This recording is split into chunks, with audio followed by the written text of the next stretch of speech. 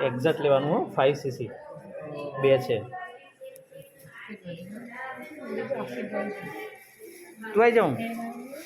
અમે જા તાર મમ્મી જોડે આવી જા ઓય ઓય ઓય આવી જા હા